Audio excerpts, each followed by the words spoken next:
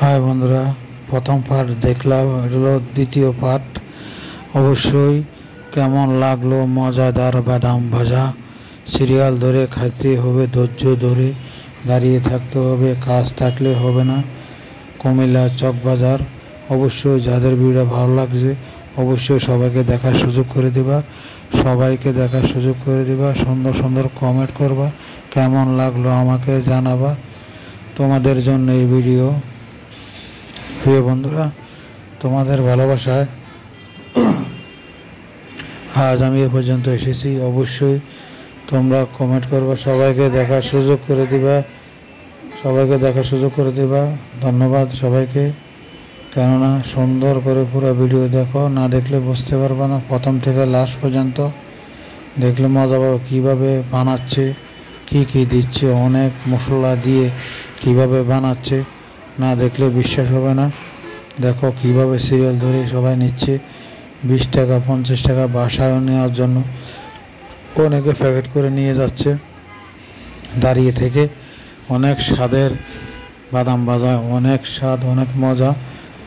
অন্তত 20 থেকে 25 মিনিট দাঁড়িয়ে থাকা লাগে এই বাদাম ভাজা খেতে হলে। আমি দীর্ঘক্ষণ দাঁড়িয়ে রয়েছি এই বাদাম ভাজা খাওয়ার জন্য।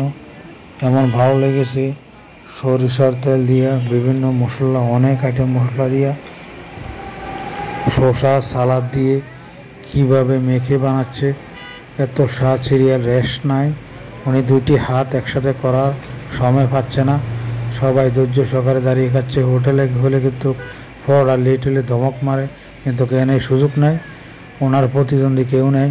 উনি একাই সব কিছু সুন্দর করে চালিয়ে যাচ্ছে। টাকা লওয়ারও সময় পাচ্ছে না, কি কাস্টমারকে দিবে না টাকা লবে। অনেক সিরিয়াল দেখো, সবাই দাঁড়িয়ে রয়েছে। রাতের বাজে 9টার উপরে। আমি যে সময় ভিডিওটা করলাম প্রায় 9:30 পৌনে 10টা বাজবো।